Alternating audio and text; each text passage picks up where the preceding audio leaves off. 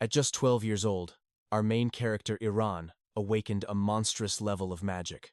During his entrance exam, he casually released fire and water elements simultaneously. The entire room gasped, hailing him as a once-in-a-century genius. But absolute trash always lurks in the shadows. A lowly soldier dared to harass his mother, thinking a widow of 7 years was easy prey. He thought he could do whatever he pleased until the royal guards intervened. Instead of backing down, this garbage falsely accused the mother of seducing him. The commotion made Iran's blood boil with absolute fury. So, you have chosen death, he thought. Iran was no longer a commoner. As an officially recognized mage, his status now rivaled the nobility. The arrogant soldier suddenly realized his punishment would be execution. He dropped to his knees, begging pathetically for his life. Not wanting to cause a scene, Iran's mother mercifully let him go, though merely banished to his hometown. The scumbag still harbored poisonous vengeance in his heart. But little did he know, Iran was already standing right behind him like the Grim Reaper. Whispering a single paralysis spell, the boy froze the soldier's entire body. And then, he sent that trash straight to the bottom of the lake, plunging him down like the Titanic. This is the brutal fate awaiting anyone who dares touch his family. Iran swore a blood oath to gain absolute power, to protect his mother, and to annihilate the one who ruined his past life. You see, before his regression, Iran was the continent's most supreme mage, but he was ruthlessly poisoned by his own master. The fifth prince, he never imagined. His blind loyalty would lead to such a devastating end. As the betrayal sank in, Iran remembered a forbidden artifact, the Dagger of Time. He had researched it like a madman, burdened by the agonizing guilt of accidentally slaughtering thousands of innocent souls. In his final moments, as the deadly toxin reached his heart, Iran drove the blade into his own chest. He activated the forbidden temporal array, desperately praying to rewrite his tragic fate. Now, back in the present, royal guards arrived at dawn with the emperor's divine decree. Iran was officially crowned a kingdom mage. Furthermore, the emperor dispatched the first prince himself to escort this young prodigy to the palace. This level of honor was absolutely unprecedented. While waiting for the royal envoy, Iran and his mother left their rundown shack and were treated as honored guests at the duke's lavish estate. During this grace period, Iran trained like a demon, desperate to reclaim his past life strength for the bloody revenge to come. However, this 12-year-old vessel was simply too fragile. He needed alchemical elixirs to force his awakening. He sought out the master alchemist Rado, but arrived to find the town under siege by bloodthirsty bandits. Naturally, Iran wiped the floor with those thugs in seconds. But tragedy had already struck. Rado had been infected with a lethal mana poison. There was no known antidote. His fading life could only be sustained by a constant infusion of pure mana. It was then Iran noticed the alchemist's young son. His name was Douglas, the very same Douglas who, in the previous timeline, would become the legendary Grand Alchemist.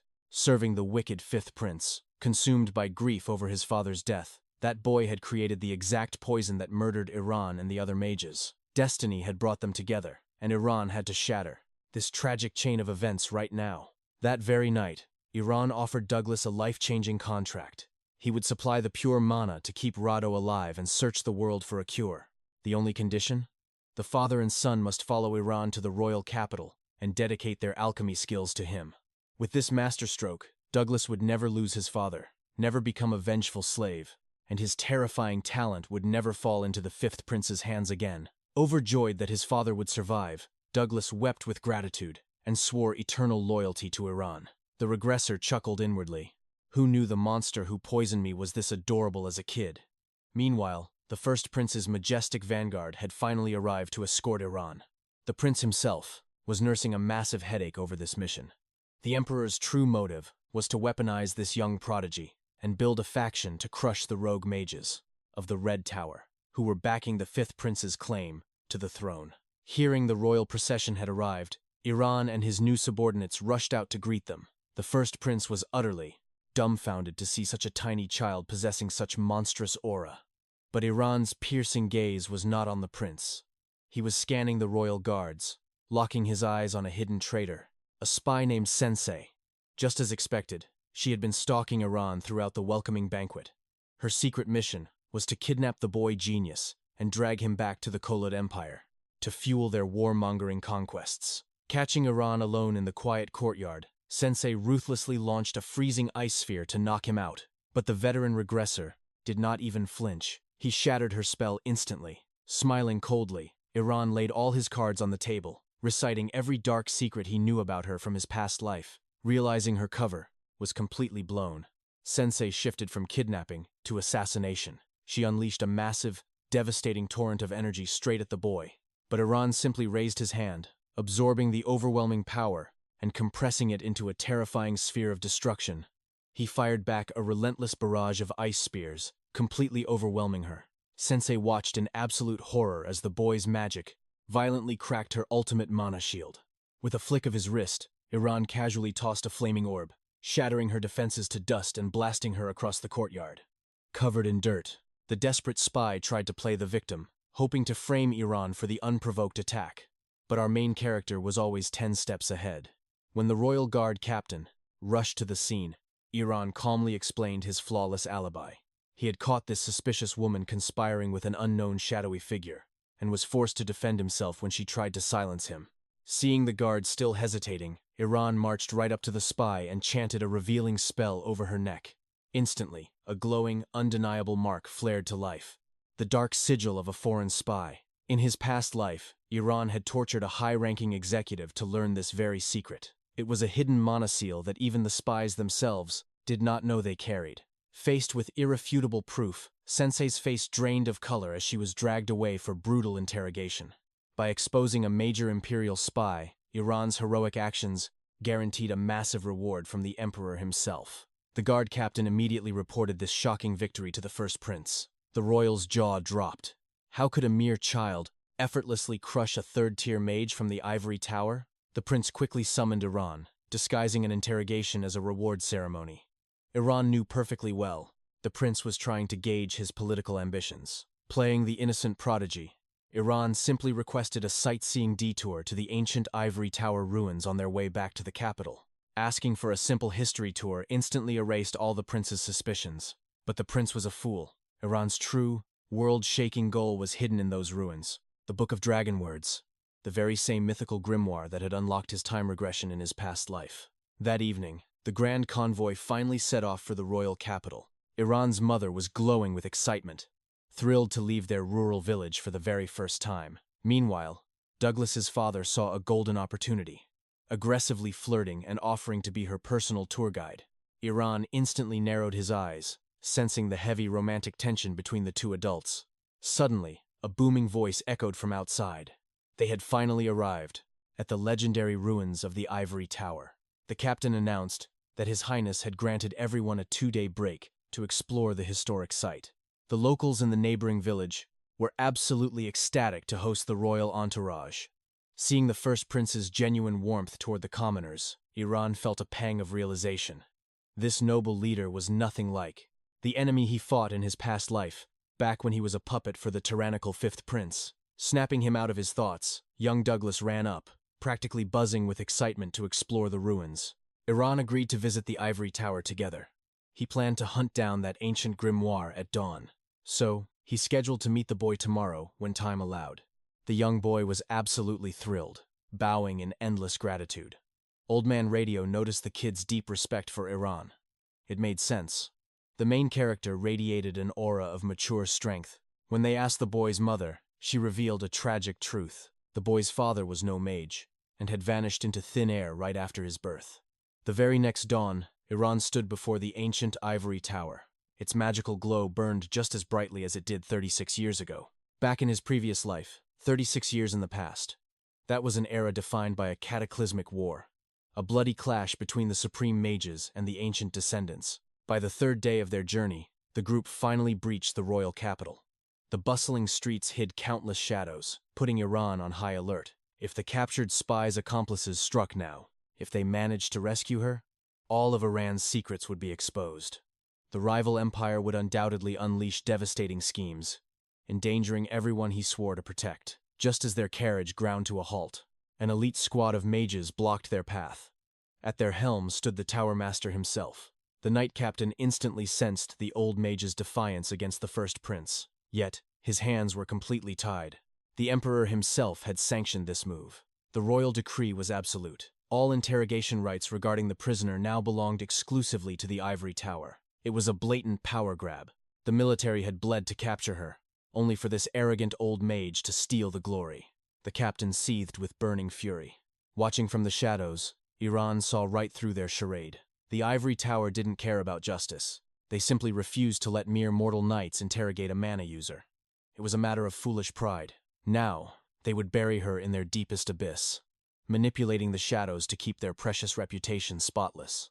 Locking out all external interference, the group pressed forward, eventually halting before an impossibly majestic palace. Iran's breath hitched. This was the exact same divine estate he had earned after reaching the fifth circle, back in his tragic past life, that is. The irony was thick. Now, it was handed to him as a mere gift from the first prince. Pushing the memories aside, Iran gently guided his mother through the grand halls. The sheer opulence of the estate left her completely speechless. A bitter pang struck Iran's heart. In his previous life, she had succumbed to a severe illness long before he could give her this luxury. Changing destiny this early was an absolute blessing. Despite her glowing smile, his mother's peasant roots showed. She began panicking, utterly overwhelmed by the thought of cleaning such a massive fortress every single day.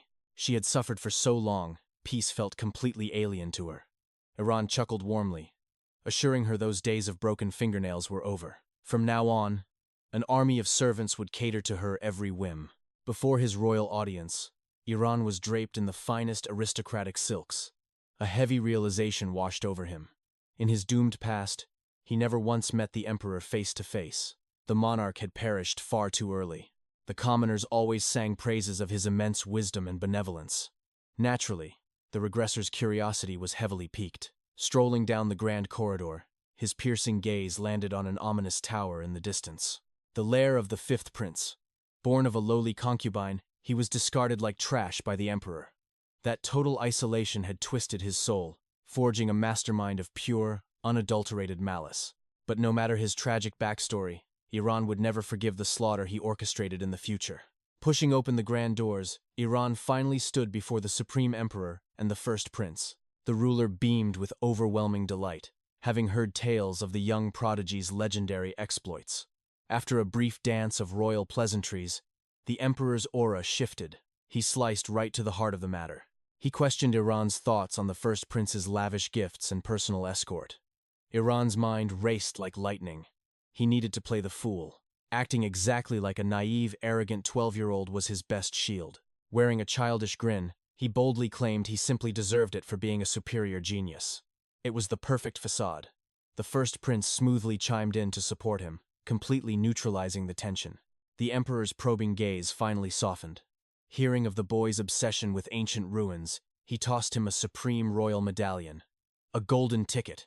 With this artifact, no door in the kingdom could remain locked to him. Absolute freedom to roam anywhere. This was the exact jackpot Iran had been plotting for. He bowed deeply and took his leave. But beneath that warm royal smile, Iran's sharp instincts had detected something chilling. An abyss of dark, calculating paranoia. He was exactly like that venomous fifth prince. The tyrant who preached that absolute suspicion was the foundation of absolute power. Armed with his new medallion, Iran could now bypass any guard under the guise of innocent sightseeing. No more hiding in the shadows. His first target? The forbidden catacombs buried deep beneath the ancient sanctuary. Slipping past the royal guards like a phantom, he infiltrated the ruins. His eyes locked onto his prize, the legendary Stoneheart mushroom. Suddenly, footsteps echoed. Out of the darkness stepped the first prince's blood sister, the royal princess herself. Listening from the shadows, Iran realized she was secretly awakening her mana. Her talent was monstrous. She casually condensed a pure orb of blinding holy light with effortless grace. Iran's memories flared. In the doomed timeline, when the fifth prince usurped the throne, she was dragged into the abyss and executed alongside her brother. But her hidden magical mastery? This was a complete blind spot for the regressor. In this ruthless empire, concealing magical potential was an unforgivable treason. Was she secretly building an arsenal to crush the ivory tower's corruption? After all, those corrupt mages were the fifth prince's lapdogs. Dashing back to his estate, Iran immediately summoned Old Man Radio. He slammed the Stoneheart mushroom onto the table. It harbored a potent, paralyzing toxin. When brewed perfectly, It could neutralize the ultimate truth-seeking interrogation spells. The clock was ticking. He commanded the old alchemist to synthesize the forbidden elixir at blinding speed. But then, a messenger arrived, an official summon from the ivory tower. They demanded an audience before the grand entrance ceremony even began.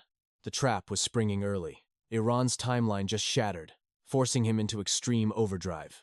He gave the sweating alchemist exactly 1 week. It was an impossible deadline. Yet, the old man staked his life on it, sacrificing his sleep and daily walks to brew the miracle cure in time. In the blink of an eye, Judgment Day arrived.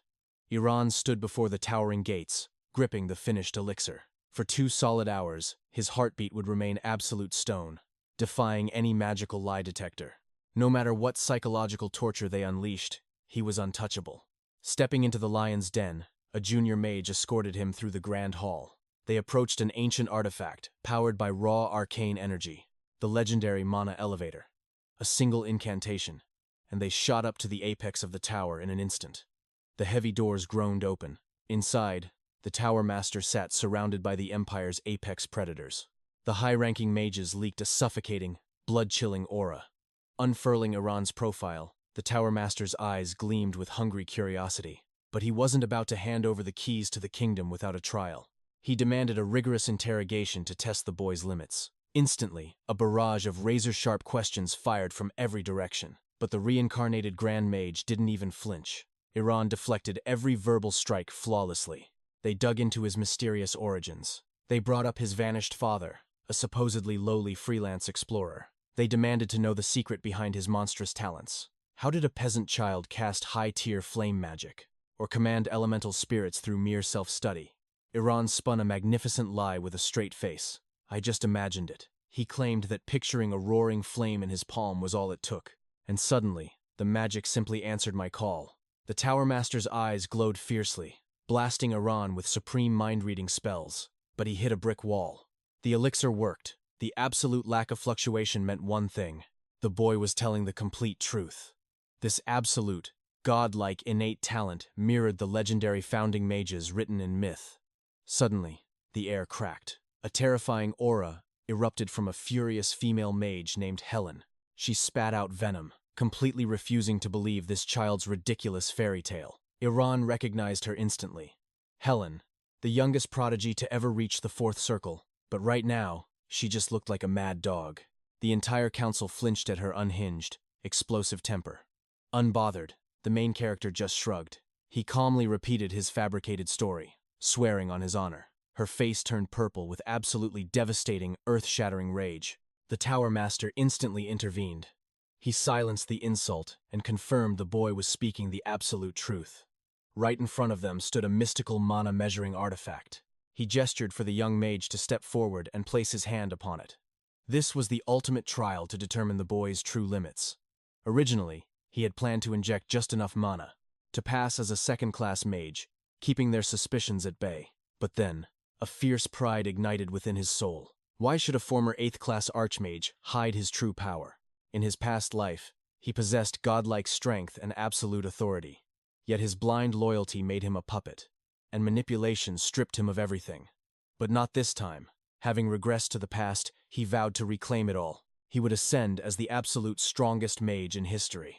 Without hesitation, surging waves of mana flooded into the crystal orb.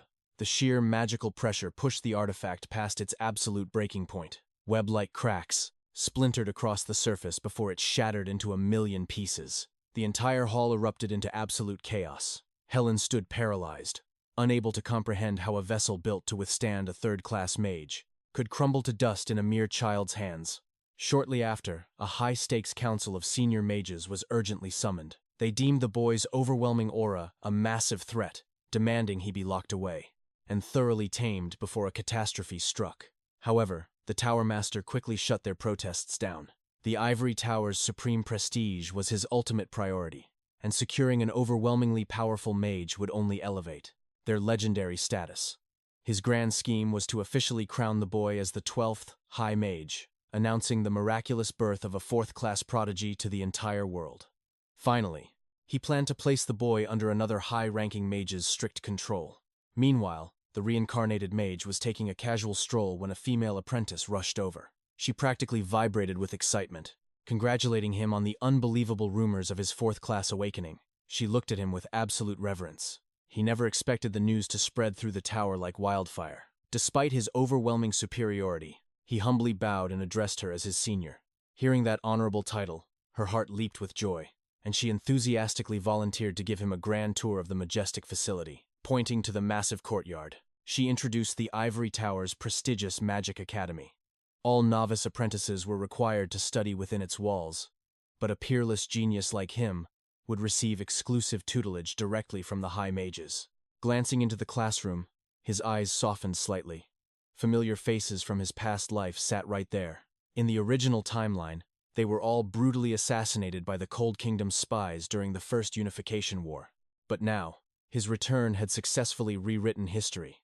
Under his watchful eye, his comrades would never meet that tragic fate again. Next, his enthusiastic guide led him to a premium, privately assigned laboratory. The room was spotless and fully equipped with top-tier magical artifacts. A wave of nostalgia hit him. This was his exact workspace from his previous life. Stepping into this sanctuary 7 years ahead of schedule was a massive boost to his grand master plan. He needed to build an unstoppable faction within the tower. His ultimate goal? To utterly crush the Fifth Prince's catastrophic ambitions, slated to unfold in exactly 6 years. To achieve that, he had to attain a level of power that would overwhelmingly crush the Tower Master himself, granting him absolute authority over the entire organization. Suddenly, the heavy wooden doors were violently kicked open.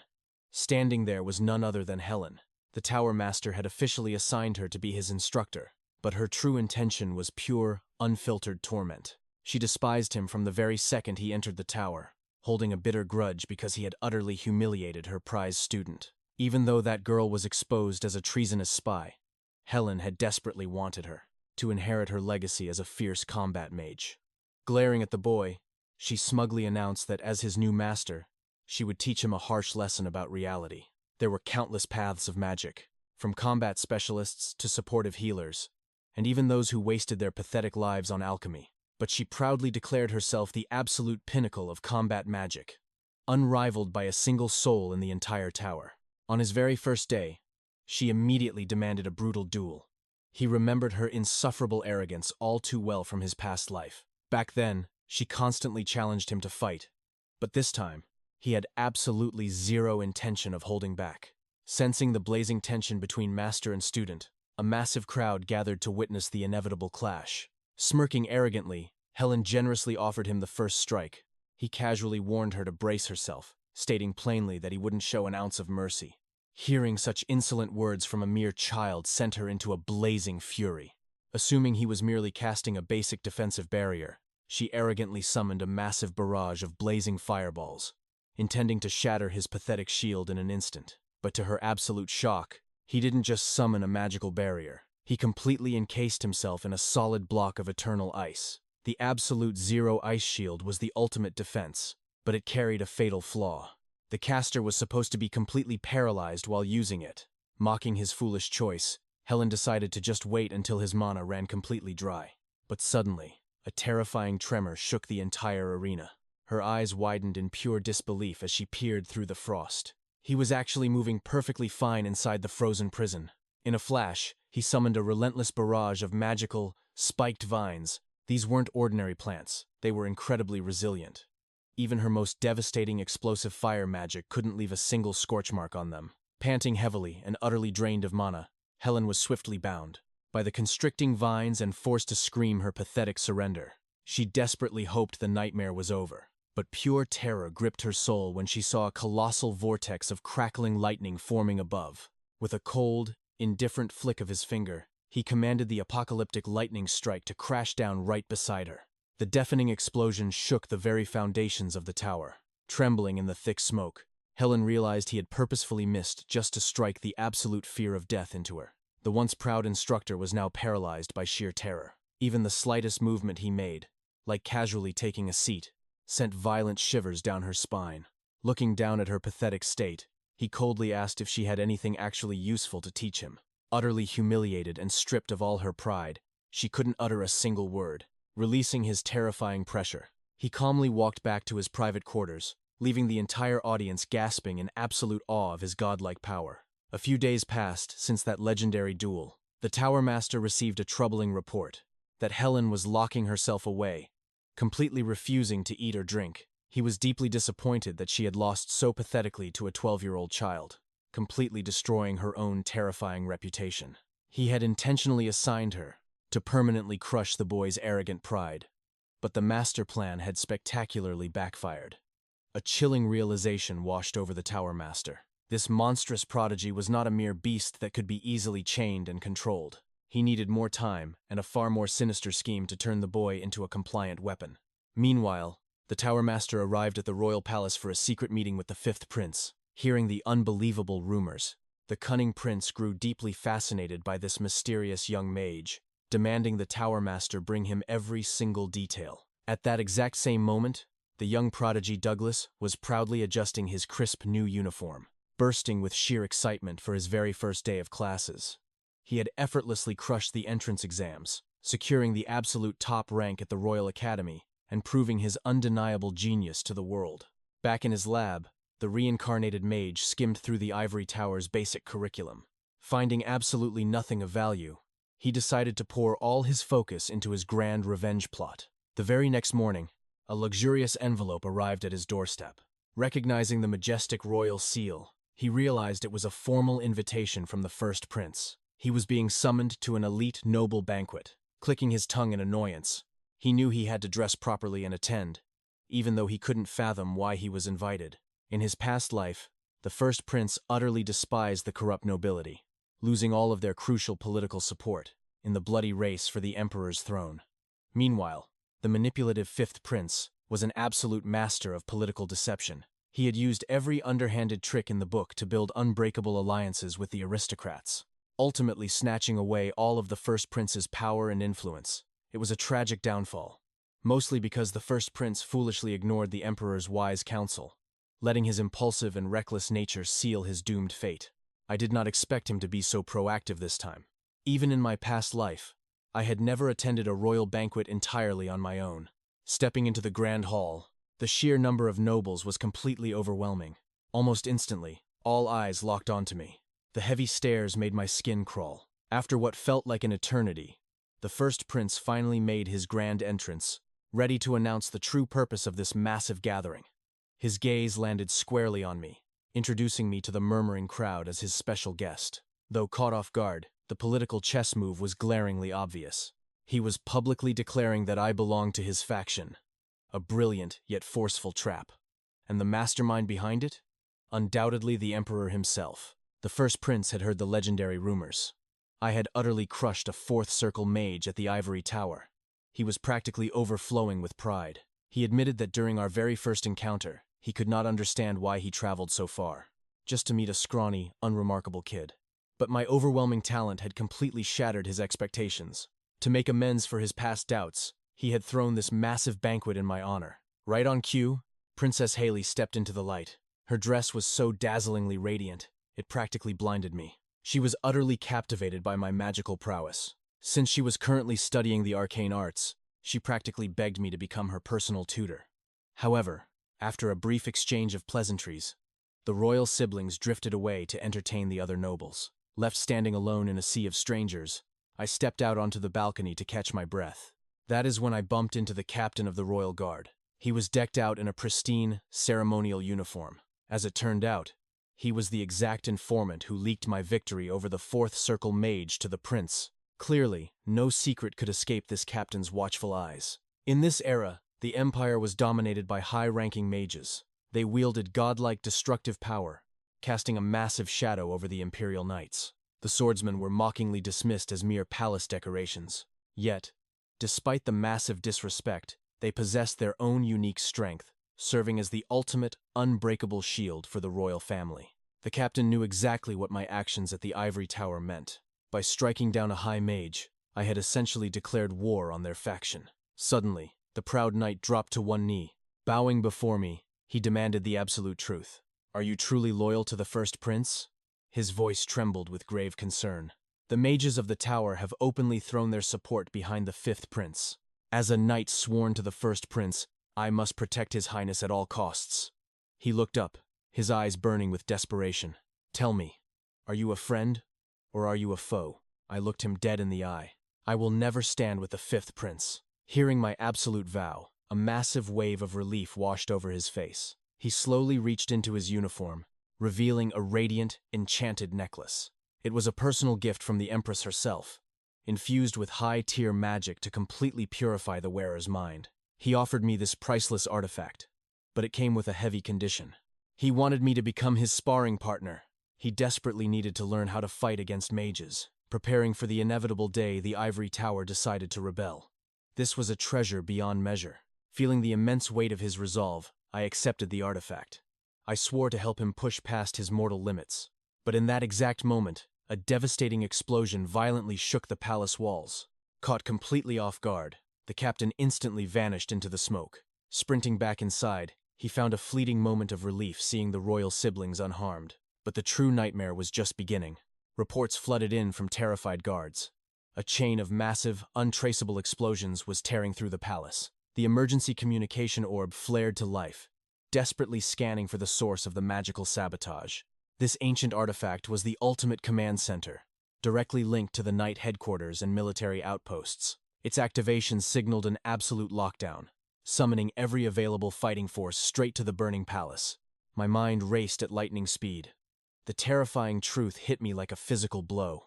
If every single knight and mage was rushing to the throne room, the underground prison was completely defenseless. Without hesitating, I conjured a dense mana barrier and ordered the princess to sustain it. She was trembling with absolute shock, but in this life-or-death crisis, she had no choice but to push her mana to the absolute limit. Leaving her to hold the line, I grabbed a terrified servant. "Where is Isabella?" She was an enemy spy masquerading as a maid. Just as I suspected, she had vanished into thin air the second the blasts went off. Their real target was the captive spy, Sense. She held highly classified, dangerous intelligence. If she managed to transmit that data back to the Cold Walker Empire, it would mean absolute ruin. Meanwhile, deep in the darkest depths of the dungeon, a shadowy figure named Daniel slipped into Sense's cell. Recognizing her comrade, her eyes lit up with desperate hope. She practically begged him to break her out. But before touching the lock, Daniel smoothly manipulated her, extracting every single piece of data she had gathered about a certain dangerous boy. Once her usefulness expired, he pretended to pick the lock. The second she dropped her guard, a flash of steel sliced through the air, piercing her vitals. "We debated endlessly over your fate," he whispered coldly. "A third circle mage is a rare asset. We truly considered saving you. But in the end, this was the brass's final verdict." With the loose end tied up, the assassin turned to vanish into the shadows. Suddenly, a faint rustle echoed behind him. Reacting purely on killer instinct, he hurled a poisoned dagger. Stepping from the darkness, I effortlessly dodged the lethal strike. But the blade was terrifyingly fast, leaving a stinging graze across my cheek. This guy was a high-ranking covert operative. Staring at the man who would brutally murder my best friend in the future, I made my choice. He dies right here, right now. Daniel spat back that he had not killed anyone yet, but he had no idea what bloody fate awaited him 10 years down my original timeline. Unleashing a torrent of freezing mana, I encased him in a tomb of absolute zero. With his frozen corpse shattering, I activated the seal on his neck to secure the bounty. Moments later, a knight in azure armor burst into the cell. He froze in absolute horror, staring wide-eyed at me, standing casually over 2 fresh corpses. Back in the grand throne room, the Emperor's fury was a blazing inferno. He directed his absolute wrath at the ivory tower for this catastrophic security breach. "Did you not vow to tear out the roots of corruption within my kingdom? That is exactly why I granted the ivory tower supreme authority over espionage. After today's absolute disaster, my trust in the tower has turned to ash." With a sweeping gesture, he completely stripped them of their power. "From this moment forward, every shred of intelligence you gather goes directly to the Imperial Knights. You will provide them with endless resources to hunt down these rats." The Emperor's blazing eyes then softened as he called me forward. He showered me with praise for my brilliant tactical mind. I had single-handedly crushed the spy's grand escape.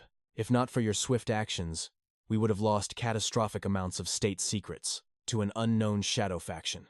The Empire would have become the laughingstock of the entire continent. To reward my monumental contribution, the Emperor decreed a reward fit for a legend. He presented me with the singular, mythical mage's robe.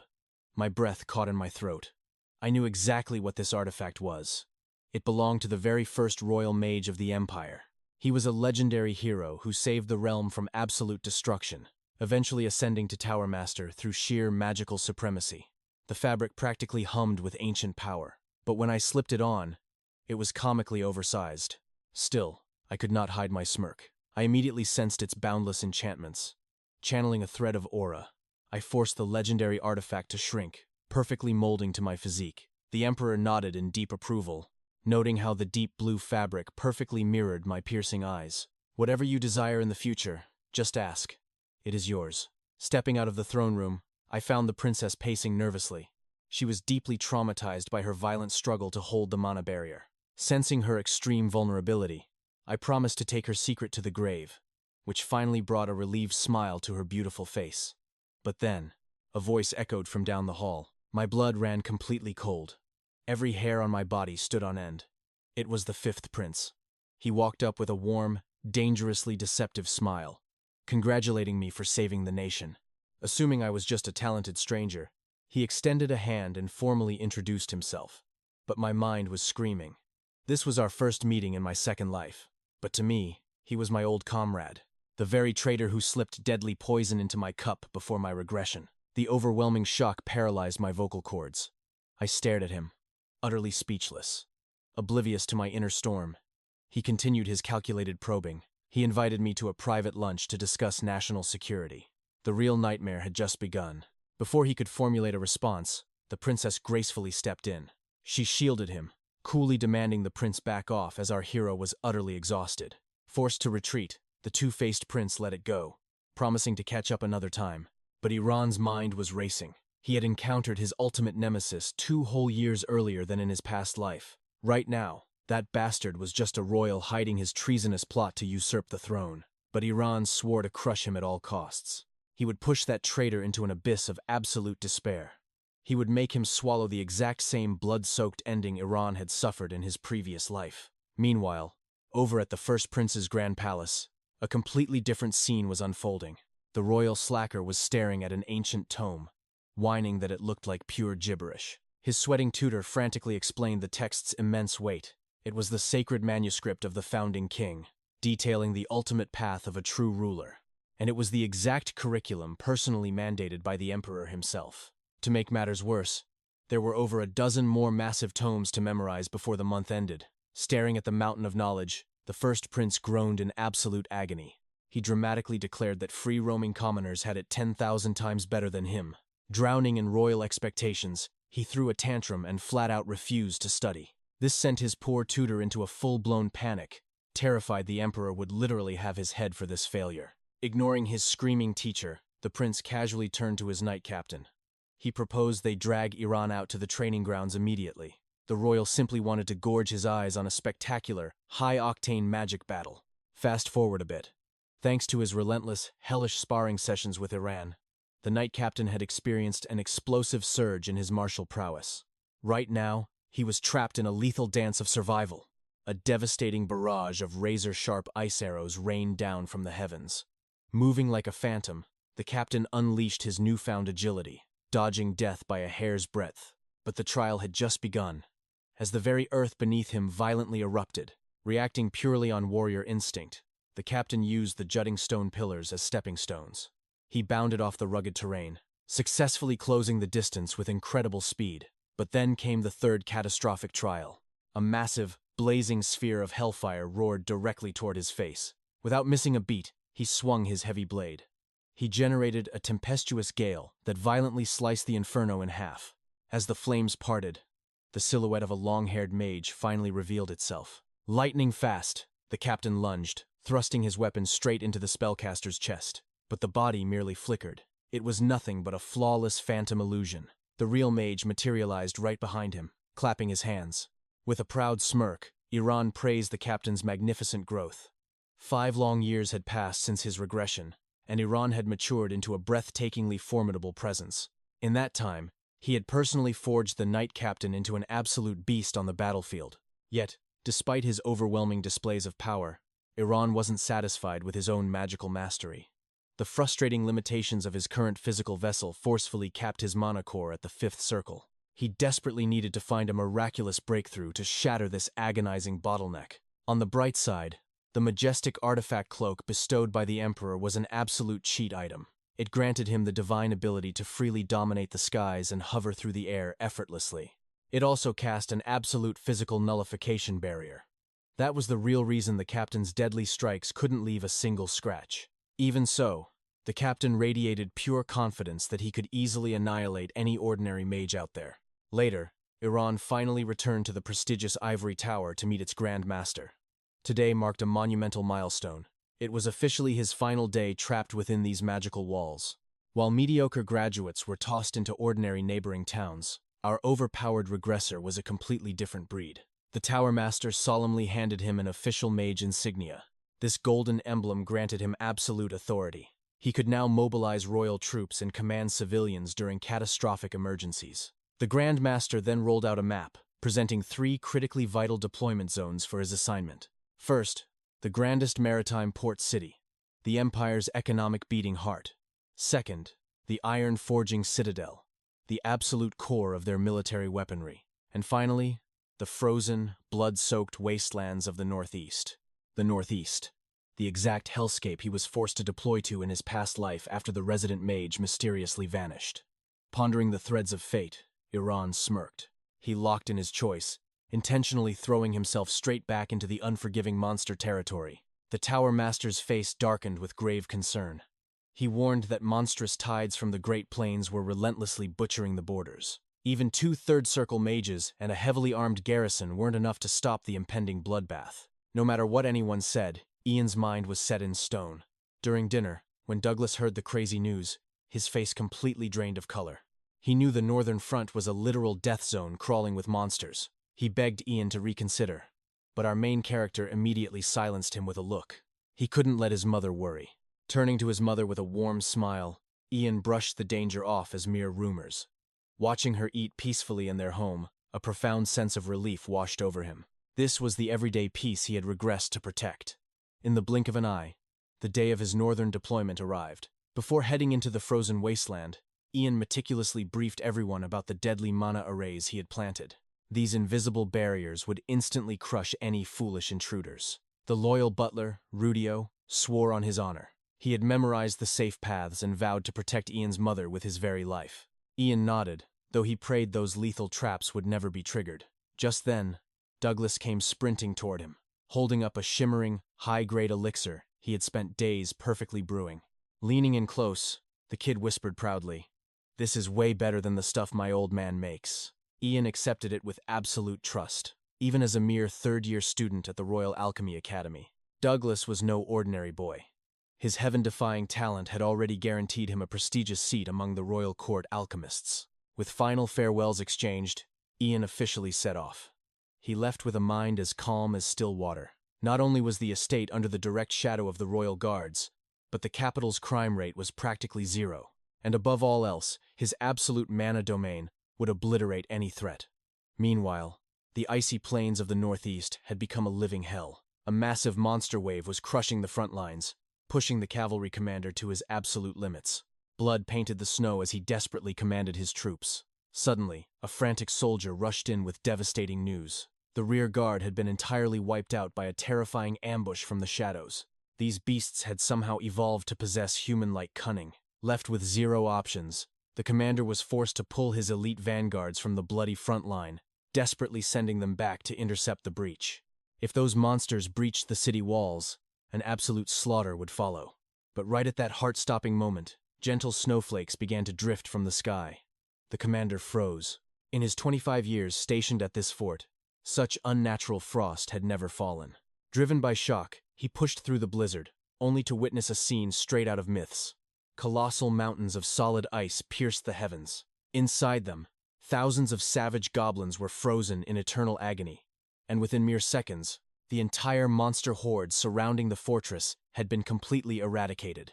The god of this winter domain was none other than our returning archmage, Ian. Stepping lightly over the frozen corpses, he casually introduced himself to the awestruck captain. Still trembling from that display of god-tier magic, The commander immediately escorted him to the war room. He explained the grim reality of the battlefield. The monster spawn rate had recently exploded beyond logical limits, pushing the army to the brink of collapse. The local garrison's strength had been completely overwhelmed. Sending for emergency backup was their absolute last resort. Their armories were empty, their soldiers were dying, and they desperately needed an archmage of the highest order. But witnessing Ian casually wipe out an entire army with a single flick of his wrist had shattered his common sense. Pointing to the map, Ian explained that the rear canyon had been completely sealed off by his absolute zero magic. That towering ice fortress would buy them some precious breathing room. But the Archmage knew this was merely a band-aid on a gaping wound. A catastrophic, all-out war on the Great Blood Plains was inevitable. Endless years of surviving these brutal monster waves had drained the soldiers of their very life force. To make matters worse, their food supplies had hit rock bottom. A starving army simply cannot hold a defensive line. They needed absolute logistical support to survive the coming bloodbath, yet the corrupt empire was purposely delaying their emergency rations. Seeing the commander's despair, Ian offered a confident smirk. He declared that his absolute ice barrier wouldn't melt for exactly 10 days. That gave them a 10-day golden window to completely turn the tides. They would secretly track the monster horde's movements and hunt down the dark source behind this unnatural mutation. Hearing this flawless strategy, the commander finally felt a spark of true hope. The level of danger was absolutely suffocating. Even with his vast magical knowledge, investigating this anomaly for over 2 grueling months had yielded absolutely zero results. The only terrifying detail his mana eyes could confirm was that these beasts belonged to completely different species. Yet the monstrous horde, didn't just target humanity. Their bloodlust spilled over the borders, dragging neighboring kingdoms into a brutal vortex of war. Only a few nations, shielded by treacherous terrain, managed to escape the absolute slaughter. But the true anomaly lay at the southern border. An aboriginal tribe remained completely untouched. It was as if an invisible barrier warded off the beasts. The military dispatched elite scouts to uncover the truth, but the monster wave was an impenetrable wall of death. Memories from his past life flickered in Ian's mind. Before his regression, 3 great empires, Green River, Korg, and John, forged a grand alliance to cleanse the Great Plains. After 3 bloody years, the beasts were finally wiped from existence, and the 3 empires carved up the conquered lands. But history had a darker side. The Shaman King vanished without a trace, and the proud aboriginals were chained as slaves. Gripping his fists, Ian made a vow. In this second life, he would shatter that tragic fate. At the break of dawn, he marched straight into the Great Plains. Finding the tribe, he bypassed the language barrier with his vast magical intellect. His demand was simple: bring forth your Shaman King. In this tribe, the king was essentially their tower master. These natives were anomalies themselves, born with innate mana hearts and mana-attuned minds. They harnessed this energy purely for ancient rituals. But the moment they sensed the aura of the Empire on Ian, the atmosphere turned violently hostile. Spears were raised, and bloodlust filled the air. Left with no choice against their stubborn pride, Ian manifested a blade of absolute frost, forcing them back with his overwhelming aura. Just as blood was about to spill, an elder stepped through the crowd to halt the clash. Gripped in his weathered hands was a magical staff, the undisputed symbol of the Shaman King. Ian demanded answers instantly. Why was this sanctuary spared from the monster horde? The elder's face remained utterly blank, claiming ignorance. But to an archmage like Ian, a simple interrogation spell shattered the lie in seconds. Cornered by Ian's absolute power, the Shaman King finally yielded, recounting a dark prophecy from ages past. "The beautiful Great Plains will drown in a sea of hellfire," the old man whispered. "Our people, who have guarded this sacred earth for millennia, will be torn apart and bound in iron chains. We knew the empires would eventually crush us, but we refused to just kneel and wait for doom." Then, a mysterious woman appeared like a phantom. She infused this very staff with dark power, blessing us with salvation before vanishing into thin air. Her only absolute command? Slay any outsider who dares to step foot here. The earth suddenly ruptured. Countless rotting corpses clawed their way out of the dirt, lunging at Ian with unholy screeches. The stench of death was unmistakable. Black magic, a forbidden art sealed away 300 years ago. To think its vile legacy had survived here. "I have no intention of dying today," Ian declared coldly. "Even if I have to break your bones, I will seize that cursed staff by force." he warned the elder to surrender. For once the spell was cast, there would be no turning back. 10 agonizing days passed. Still no sign of Ian. The garrison commander paced in dread, fearing their greatest asset had perished. He rallied the troops for a desperate rescue mission. Weapons were drawn, and armor strapped tight. But just as the vanguard prepared to march, a lone silhouette emerged from the canyon's mist. It was Ian, clutching the corrupted staff. He dragged his feet, battered and bruised from a battle that defied human imagination. Only upon reaching the absolute safety of the base did the invincible mage finally collapse into darkness. When Ian's eyes fluttered open, he found himself bandaged and resting in the infirmary. His very first thought? Track down the cursed staff and purge its black magic. The commander rushed in with a heavy sigh of relief. Ian had been comatose for 3 straight days. Thankfully, the fortress remained safe. The demonic staff had been secured, locked inside a magical mirror by the top-tier mages. The commander shuddered, recalling the horror. Ian's mana core had been completely drained, pushing him to the absolute brink of death. That staff is the root of the nightmare, Ian explained, his voice grim. The anomaly on the plains. The Shaman King used its black magic to puppeteer the monster hordes against us. Drawing upon his newly recovered mana, Ian initiated the grand purification. Golden light clashed violently against the sinister darkness, purging the demonic taint from the ancient wood.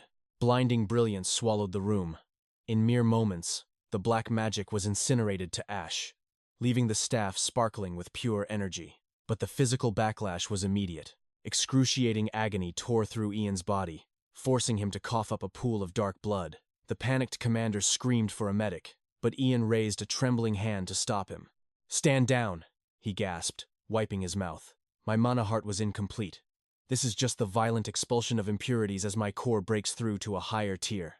Calming down, the commander presented a heavily warded box. Inside rested a massive mana sphere alongside top-secret missives from the Ivory Tower and the Emperor himself.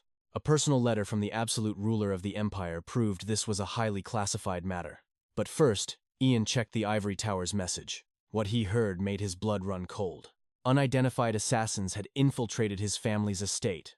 Though the royal guards repelled the shadows, the threat was a blade resting directly on his neck. The tower smugly assured him that his family was safe under their absolute protection. Bullshit! Ian's aura flared with terrifying wrath. This was a vile mind game orchestrated by the Tower Master himself. Forcing his raging killing intent down, Ian broke the imperial seal.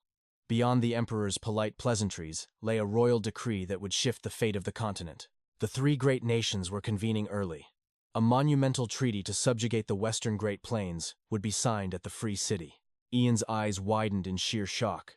This historical summit was happening 3 whole years earlier than in his past life. The chessboard was rapidly shifting. 4 titans would represent the Empire, the First Prince, the Fifth Prince, the Ivory Tower Master, and the Grand General. The Emperor pleaded for Ian to be the First Prince's hidden blade. In exchange, the Emperor promised absolute sanctuary for Ian's family within the royal palace walls. Ian smirked, knowing the true danger of this summit. This was where the Fifth Prince would bare his fangs. It was his grand debut in the bloody war for the throne. The Fifth Prince planned to engineer the First Prince's downfall right on the international stage. Using his silver tongue and diplomatic genius, the Fifth Prince would secure massive imperial advantages, winning the absolute loyalty of the aristocracy and the masses. Meanwhile, the First Prince's sheer incompetence would serve as the perfect stepping stone for his rival's ascension. But Ian saw a far darker conspiracy weaving through these events. The unnatural monster invasion. The Shaman King wielding forbidden black magic from a phantom woman. The grand treaty accelerated by 3 entire years. Was this all the twisted grand design of the Ivory Tower Master? Even the assassination attempt on his family was a calculated move to leave the First Prince completely defenseless. The pieces of Destiny's puzzle finally aligned. A chilling smile crept across Ian's face. If they wanted to play God, he would shatter their board. Turning to the commander, he issued a highly classified order. The diplomatic summit unfolded within a breathtakingly magnificent tower. But the First Prince was far too anxious to admire the scenery. His mind was completely spiraling. Unable to contact Ian, he stood there helplessly, venting his fears to his loyal captain of the guard. Meanwhile, the Fifth Prince mingled smoothly with the surrounding nobles. Standing nearby, the Tower Master hid a wicked smirk. His sinister plan was falling perfectly into place. He confidently knew that Ian would definitely prioritize his family's safety above all else. The boy would never show up and ruin the fifth prince's grand stage. By the time these negotiations ended, the trap would already be sprung. Everything was perfectly set. But suddenly, gasps of pure shock echoed through the courtyard. Every eye darted toward the sky in absolute disbelief. The first prince looked up, and his heart practically burst from his chest. Descending from the heavens was Ian, riding the very winds. The first prince nearly wept with joy. His savior had arrived, no matter how late. Across the courtyard, the fifth prince froze in absolute horror. Had this monster actually accepted, abandoning his own blood for power? Meanwhile, far away in their hometown, Douglas sighed in total misery. Being locked inside the mansion under house arrest was suffocating. He could not see his friends or attend the academy. His father gently patted his shoulder, urging him to endure this confinement just a little longer. The world outside was practically a battlefield right now. He then turned to comfort Ian's anxious mother, promising her this was the safest fortress in the entire kingdom. Furthermore, the emperor himself was surely protecting their brilliant son, so she had nothing to fear. But before another word could leave his lips, the heavy doors creaked open. Standing in the doorway was Ian. A warm smile broke across his face. Seeing his precious family safe and sound, he made a silent vow to never let them face the shadow of danger again. But how was he in two places at once? Rewinding to a few days prior, Ian had approached the guild leader with a grim request. He needed absolute protection, while casting a forbidden spell. The recoil could completely shatter his consciousness. To survive the harrowing ordeal, he required allied mages to constantly pump raw mana into his fragile body. This was to prepare for any life-threatening backlash. It was a legendary 6th-tier spell he had mastered in his previous life. Drawing upon ancient texts, he carved a blazing blue magic circle. Onto the ground, the arcane light exploded. From the roaring blue flames, 2 perfect replicas materialized. They were exact copies of himself. But as expected, the mana drain was absolutely devastating. His original body immediately lost all sense of direction and collapsed into darkness. Thankfully, the leader was right there to catch him. These were not mere illusions, but absolute mana puppets commanded by his slumbering mind. Not only could they move with perfect freedom, but these incredible avatars could unleash destructive magic at the 5th-tier level. After ensuring a steady flow of mana to his sleeping form, Ian split his consciousness. One avatar soared back to protect his beloved family, while the other tore through the skies to stand beside the first prince. Back at the summit, the Tower Master choked down his rage. Wearing a fake smile, he approached the young mage. He played the innocent elder, showering Ian with hollow praises for his legendary victory. On the Great Plains, Ian bowed slightly, his eyes cold. He confirmed receiving the Ivory Tower's summons. While he deeply worried for his family, receiving a direct imperial decree from the emperor to assist, the royal delegation left him no choice but to rush here immediately. The Tower Master skimmed the royal seal, and his wicked mind spun instantly to form a new counterattack. He loudly declared that while he acknowledged this as the emperor's absolute command, Ian was still strictly barred from joining the delegation. This was a terrifying game of trust between 3 rival nations. The exact number of diplomats and royal guards had been locked in stone. Absolutely no phantom additions could be made. Breaking the rules now would shatter the peace treaty agreed upon in their previous talks. He smugly claimed the emperor would surely understand why they could not let an overpowered variable like Ian infiltrate the ranks. Ian internally scoffed at the old snake's brilliant political maneuver. The continent was not actively at war, but decades of bloody conflicts had left deep scars of extreme paranoia. This treaty was a tightrope walk for 3 empires that had been at each other's throats for generations. Only by strictly limiting military power could the leaders feel safe enough to meet. Every single detail had been fiercely debated. Smuggling a high-tier mage into the room was basically bringing a weapon of mass destruction to a peace talk. It would instantly spark catastrophic suspicion. Thinking he had won, the Tower Master prepared to turn Ian away. But Ian stood his ground like an unmovable mountain. He calmly proposed a flawless loophole. What if a high-tier mage simply surrendered their seat to him? He could seamlessly take their place. The Tower Master laughed, agreeing that it made logical sense, but mocked that no elite mage would ever sacrifice such incredible political glory. Yet, before the mockery even faded, a respected blue-robed mage stepped forward. He confidently declared he would yield his seat to Ian. The entire courtyard gasped in utter shock. The veteran mage proclaimed that this young genius was infinitely more worthy of the honor. Without hesitation, he proudly handed over his sacred diplomatic duties to Ian. He fell to one knee, begging the first prince to approve this historic switch. The first prince was incredibly moved by this display of absolute, unwavering loyalty to the kingdom. He swore to heavily reward the man upon their return to the capital. The veteran mage graciously accepted the royal blessing, then placed a heavy hand on Ian's shoulder, urging him to forge a glorious path. But this was no coincidence. Armed with memories from his past life, Ian knew Ronan was a rare breed of true mages. The man possessed zero blind loyalty to the corrupt Tower Master. His soul-burning passion was the pure pursuit of magical supremacy. Knowing this weakness, Ian had easily bought his allegiance. Just teaching him a few forgotten ancient spells that even the Tower Master could not comprehend was enough to drag the man to his side. The Tower Master's blood boiled with venomous fury. He finally realized his catastrophic mistake. He had severely underestimated this monstrous child. The boy had already sunk deep, poisonous roots right into his precious ivory tower. But the old snake mentally swore a dark oath. He would never let this brat shatter his lifelong ambition. He planned to turn the entire empire into the personal, unstoppable army of the ivory tower. The setting for this shadow war was a strictly neutral free city, belonging to no single kingdom.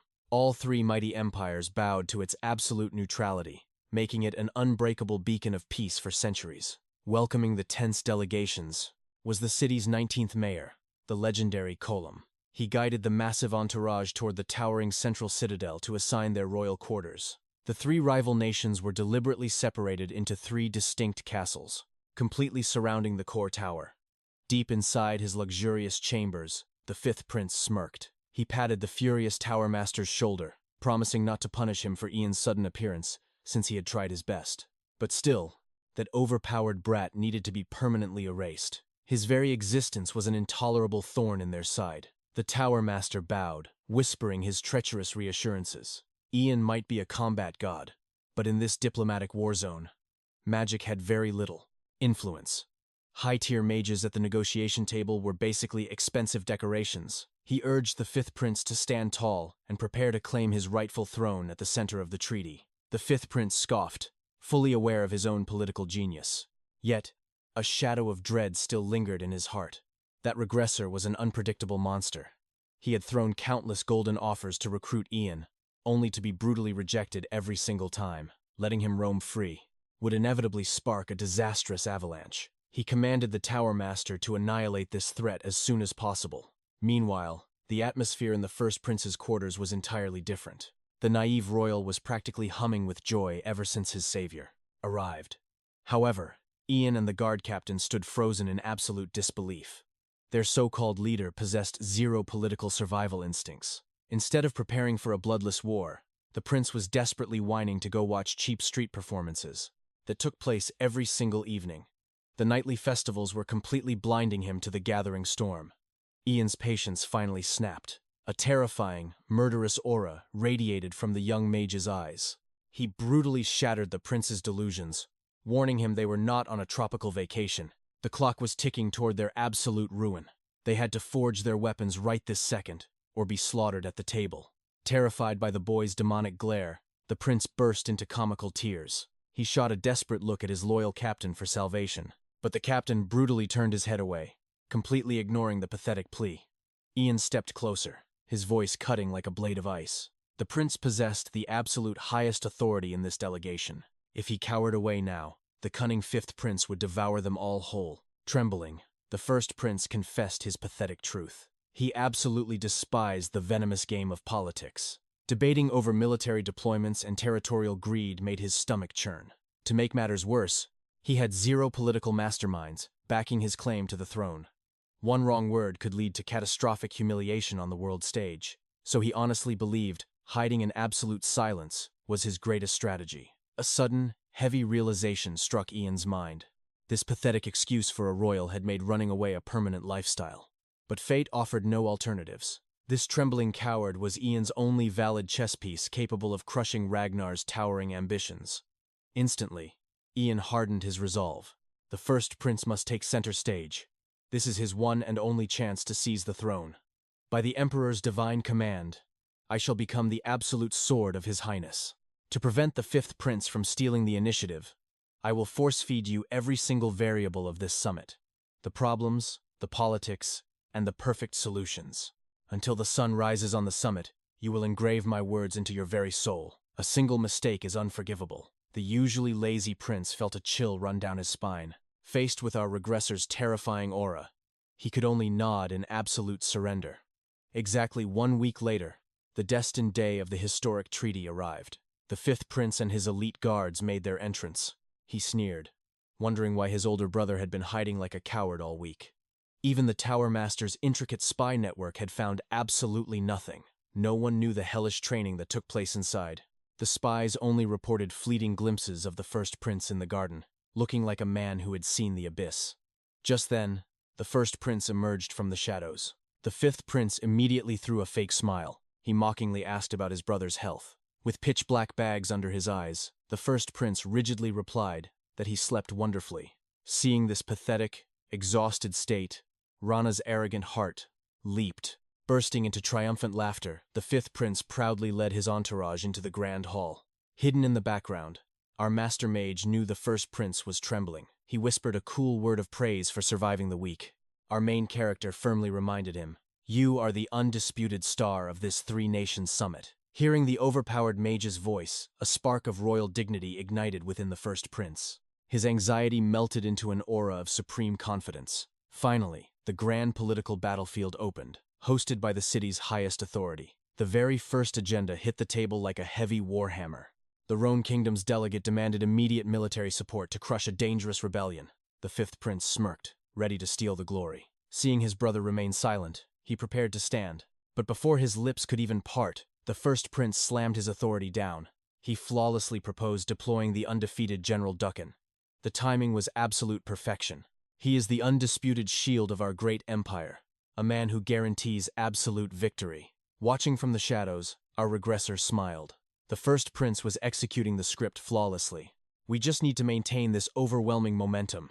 Like a seasoned emperor, the first prince systematically dismantled every single political trap. He transformed into the absolute center of gravity in the room. The once arrogant fifth prince was now frozen like a pathetic statue, trembling in pure, unadulterated rage. But as the summit neared its end, the crown prince of the Coldwork Empire dropped a massive bombshell, the ultimate trial, dividing the newly conquered territory into 3 equal parts. It was a geographical nightmare. The land was unevenly blessed with natural resources, making it a deadly game of territorial roulette. Whoever secured the richest soil would ascend to supreme power, leaving the others in the dust. The air in the grand hall turned freezing cold. This was the most critical deadlock of the entire century. Sensing an opening, the fifth prince desperately locked eyes with the Tower Master, raising his hand to snatch the final victory. But boom! The first prince violently slammed his hands on the desk, rising like a titan. He roared that the Empire had already forged the perfect solution. A revolutionary new arcane steel, capable of detecting and mapping underground mana and minerals, the absolute key to perfect territorial division. The Tower Master's eyes nearly popped out of his skull. This was the Ivory Tower's most heavily guarded secret. How in the world did this lazy prince know? The first prince then gestured to the shadows. He introduced our main character, the youngest supreme mage in Imperial history, and the sole creator of this divine metal. The Tower Master's face turned ashen, realizing he had walked into a fatal trap. This terrifying young mage had orchestrated everything from the shadows. He had perfectly predicted the exact bottleneck of this historic treaty. But the devastating face-slapping wasn't over yet. The first prince proudly revealed the ultimate trump card, the absolute resource map. With this artifact, the plains could be mathematically divided to satisfy the exact needs of every single nation. A flawless, undisputed victory. The fifth prince's mind completely shattered, suffocating under a mountain of furious humiliation. Watching the timeline bend to his absolute will, our regressor smiled. This is the true power of one who knows the future. After the triumphant summit, the first prince rushed to his loyal guard captain, bursting with the joy of a man who just conquered the world. "Did you see me flip that entire conference upside down?" The look on Rana and that old snake's face was absolutely priceless. Still riding the high, he turned to our overpowered mage. He aggressively demanded a massive royal celebration. To his absolute shock, the usually cold mage actually agreed. The prince laughed. promising to drown him in the finest imperial wine as the ultimate reward for his divine service. But suddenly, a bizarre phenomenon occurred. The mage's hand began to fracture into glowing light. The absolute truth was revealed. His mana supply for this perfect clone had finally hit 0. Giving a graceful bow, he bid the royal farewell, promising to reunite at the Grand Palace. Then, he dissolved into thin air. Hidden in the corridor, the Tower Master witnessed this impossible magic. Absolute terror gripped the old man's heart. To maintain a conscious mana clone for an entire week? It defied the very laws of magic. Realizing he was utterly outclassed, he could only let out a hollow, broken laugh. Meanwhile, thousands of miles away at the dangerous southwest border, a feast fit for a king was going cold. The seasoned border commander paced back and forth, sweating profusely as the real body remained completely unresponsive. Days had passed since his spirit left his physical shell. Despite the high mages pumping terrifying amounts of mana into him, his physical life force was visibly draining away. Time was running out for our sleeping god. Unable to watch the realm's savior wither away, the commander ordered a dangerous, forced mana awakening. Just as the spell charged, our main character's eyes snapped open. He calmly thanked the commander for guarding his vulnerable state. He tried to rise, but his body felt like lead. Before he could utter another word of epic dialogue, a thunderous growl echoed from his empty stomach. The tension shattered as the commander realized the hilarious truth. The great, overpowered mage wasn't dying from magical backlash. He was just starving to death. Sometime later, after devouring a mountain of food, he secured the region's safety and prepared to return home. With a mountain of hidden quests waiting at the capital, he gracefully declined the grand farewell banquet. The hardened commander understood, but there was one sacred duty he absolutely refused to skip. He dropped to one knee, demanding to forge a blood oath, an absolute guarantee that his entire bloodline would become the eternal sword and shield of our legendary mage. It was the highest honor a warrior could offer. Touched by this unyielding loyalty, our main character accepted the heavy burden of his devotion. The commander drew his battle-scarred blade, bowing deeply. "I swear upon the eternal eastern flow of the Luka River, my blade shall forever strike where your magic points. This ironclad vow shall bind my descendants until the end of time." With his new loyal forces secured, our mage manipulated the wind and ascended into the sky. He gazed down at the peaceful lands he had single-handedly saved. It was terrifying how much history he had rewritten in mere days. Yet, the shadows of the past still loomed over his destiny. The dark origins of his mysterious staff, and the impossible revival of the Harma black magic, a nightmare supposedly eradicated 300 years ago. The capital held the keys to these terrifying mysteries. Upon his dramatic return to the royal capital, his loving mother practically tackled him in absolute panic. "You vanished into thin air right before my eyes. Do you have any idea how much my heart shattered?" As she pulled back, tears welled up at the sight of his sunken cheeks. She fiercely cursed the border lords, fully believing they had worked her precious son to the bone without feeding him. Our hero could only offer a gentle smile. Reaching into his spatial storage, he revealed a mesmerizing crystal orb, a divine communication artifact forged from pure mana. He had specially commissioned it from the finest Grandmaster workshop during his long journey back home. With this artifact, miles become meaningless. You can hear my voice anytime, anywhere in this vast empire. My matching orb is safely fused within my ancient staff. But before he could explain the arcane mechanics, little Dugrab rushed out to greet him, his eyes sparkling with absolute awe. He was completely captivated by Iran's cloning magic. Despite studying countless spells at the academy, this was his very first time witnessing such a miraculous art. "I want to learn this magic," the boy pleaded.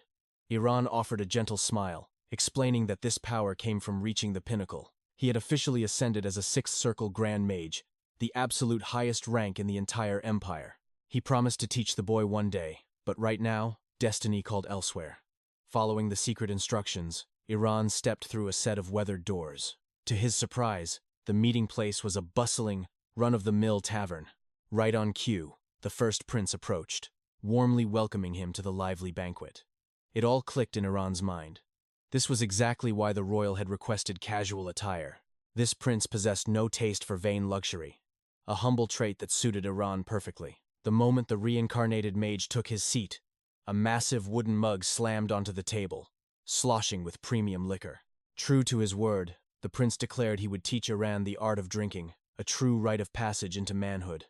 I secretly smuggled the finest casks from the royal vaults, he boasted. All the gold in the world could not buy this. Iran hesitated for a fleeting second. In his past life, and his current one, alcohol had never touched his lips. His former enemy, Rana, despised the drink, claiming it dulled the senses and clouded the mind. Pushing those dark memories aside, Iran braced his body, closed his eyes tight, and chugged the entire mug in one breathtaking gulp. The entire tavern erupted in thunderous cheers. The prince's eyes widened with sheer curiosity, before bursting into joyous laughter when Iran praised the brew.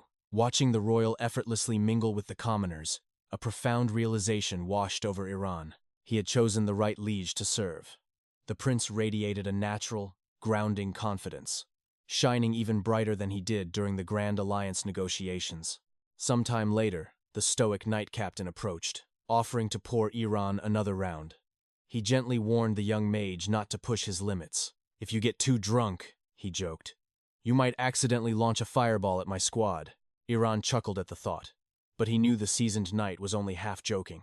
The captain's gaze grew distant as he reminisced. He confessed that when they first met 5 years ago, Iran had felt entirely different from any normal child. Even after achieving the monumental feat of capturing a spy, the boy had displayed zero emotion. You looked like a veteran soldier, the captain murmured. Someone trained for decades to bury their true feelings. I always thought you built a wall around your heart, the knight continued softly. I worried you had no friends to share your burdens with. And in a way, the observant warrior was absolutely right. Iran smiled faintly, admitting that nothing ever escaped the captain's piercing eyes. I actually did have a dear friend once, the reincarnated mage whispered, the weight of his past life heavy in his voice. But our story met a very tragic end. After sharing more drinks and heartfelt confessions, Iran finally stumbled out into the cool night air, cursing himself for lowering his guard. Suddenly, a figure emerged from the shadows. It was the vice captain, waiting patiently in the dark. He was renowned as the second greatest swordsman, matched only by the captain himself. Despite his humble commoner roots, his peerless blade and unyielding loyalty were legendary. Those very traits had earned him the absolute trust of both the crown prince and his commanding officer, paving his path to greatness. You possess a terrifying talent for diplomacy, the swordsman praised, bowing his head in deep respect. You managed to make our silent captain pour his heart out, and I have not seen the prince smile that brightly in years. This is all thanks to your overwhelming presence, Iran. Iran simply brushed off the praise, claiming he merely wished to propel His Highness forward. Deep down, he had already decided to pledge his absolute loyalty to this rising sun. Meanwhile, in the suffocating darkness of another chamber, a deadly tension choked the air between the fifth prince and the sinister tower master. The royal's face was twisted in absolute fury. He aggressively berated the old mage for ignoring his direct commands. I ordered you to obliterate that boy before he became a threat, the prince roared, slamming his fist down. And what did you tell me every single time? You swore that if we just waited, he would become our ultimate weapon. Look at this catastrophic failure, he spat. But the tower master merely chuckled, an eerie calmness to his voice. He assured the prince that a flawless new strategy was already in motion, before summoning a mysterious female mage from the shadows. Helen, the prince gasped, instantly recognizing the prodigy who had vanished without a trace years ago. She slowly lowered her hood, revealing blood-red hair and crimson eyes that practically bled with a terrifying curse.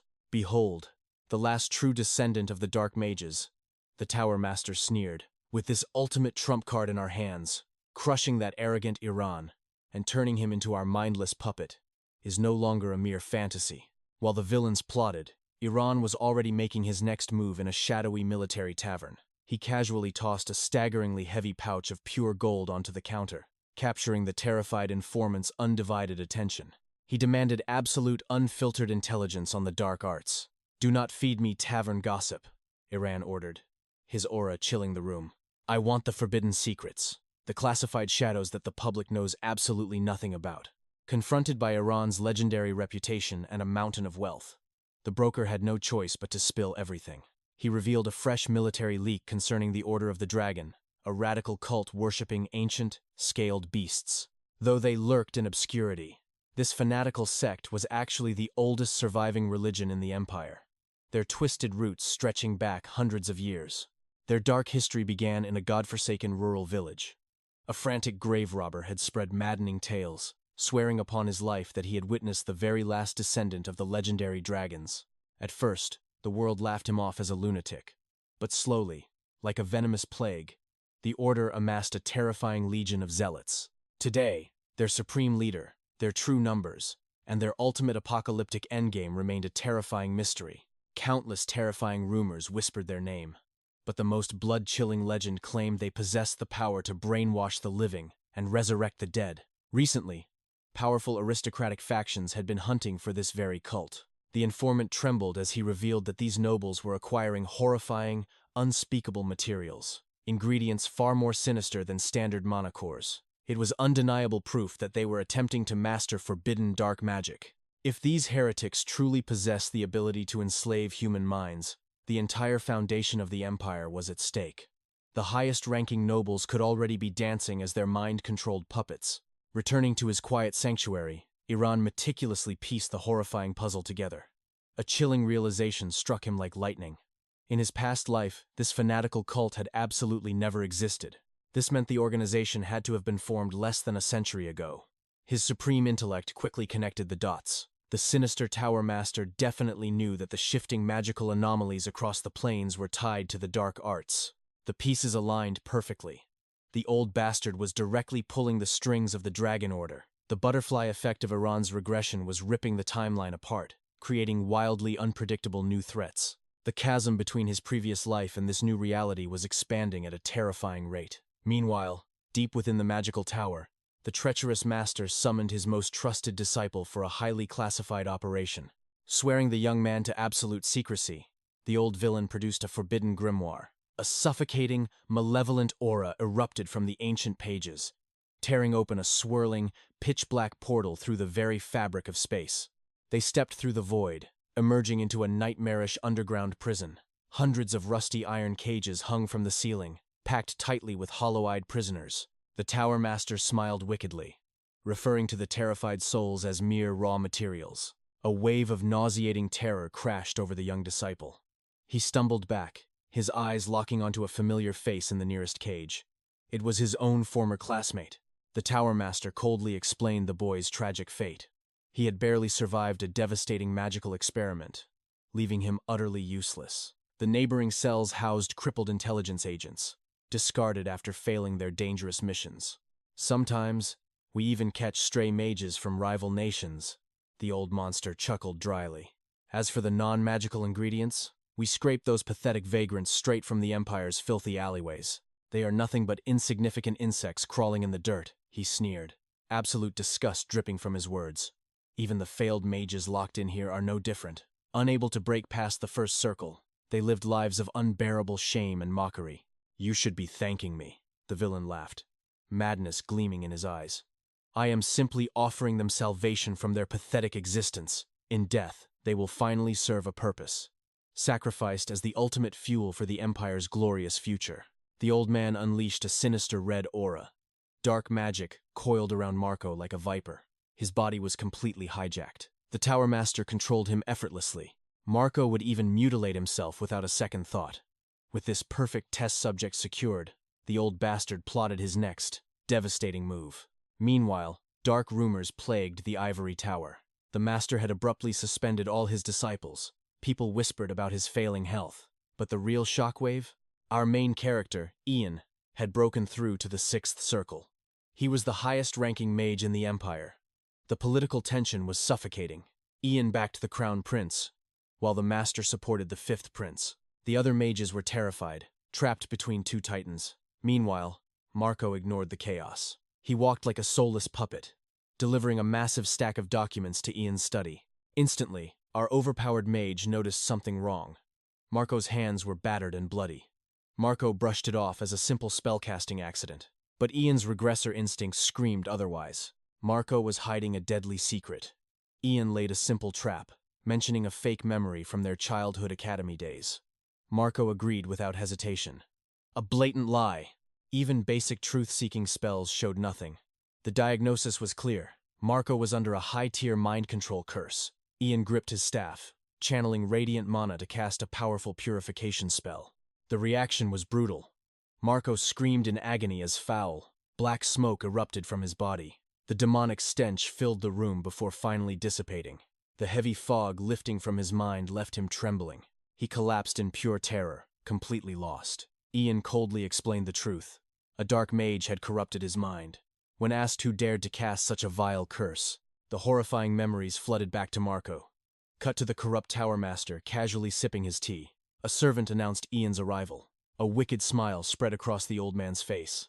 Using Marco as bait had worked flawlessly. The grand trap was set. Ian strolled into the lion's den, playing the part perfectly, claiming he came to check on his master's failing health. But the fake pleasantries vanished instantly. Ian cut straight to the bloody chase. He exposed the dark magic used on Marco. He demanded answers about the innocent mages locked in the hidden dungeon. The tower master feigned absolute innocence. He denied touching forbidden arts. Yet, he confidently offered a tour of the underground laboratory, promising to clear his name once and for all. A tower master must be a shining beacon, the old snake hissed. These rumors of black magic are a supreme insult to my honor. With a theatrical wave, he opened an ancient grimoire. It wasn't just a book. It was a gateway to a dimensional subspace, an absolute treasure capable of absorbing limitless mana to create an expanding void. Ian followed the traitor into the shadows. As they descended into the abyss, memories of his past life resurfaced. Back then, Lord Leon was worshipped as a legend. He was recorded as the greatest master in the Ivory Tower's history, the supreme mage who laid the foundation for continental unification. He was the kingmaker who crowned the emperor.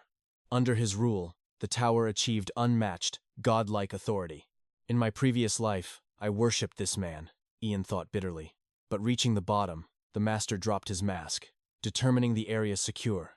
A sinister, blood-red aura erupted around his frail body. He revealed the forbidden truth. A terrifying power existed in this world, capable of turning ordinary men into absolute legends. The old man unleashed a suffocating wave of dark mana. It slammed into Ian, forcing him to his knees in apparent agony. With this absolute strength, I can command an army of genius mages, the master gloated. I will force eternal peace upon this empire. The world calls this absolute authority. Join me, Ian, a genius youth and an experienced veteran. He extended a corrupted hand toward the boy. Isn't becoming a legendary hero exactly what we both desire? The demonic energy completely engulfed our main character. Ian's eyes went blank. He began responding mechanically, acting like a flawless puppet. The master reveled in his victory. But the moment he ordered Ian to bow and call him master, the atmosphere shattered. Ian's lifeless face twisted into a mocking smirk. In your dreams, you crazy old fool. Bam! Ian bypassed magic entirely and threw a devastating right hook straight into the old bastard's arrogant jaw. The tower master tumbled back. His grand illusion shattered. He scrambled to cast a counterspell, but it was far too late. Ian unleashed a brutal mana-draining spell, completely paralyzing the old man's mana core. He was completely defenseless. Since he was already down here, Ian decided to do some exploring. Mountains of gold and plundered artifacts filled the vault. The great, humble lord of the Ivory Tower was nothing but a greedy fraud.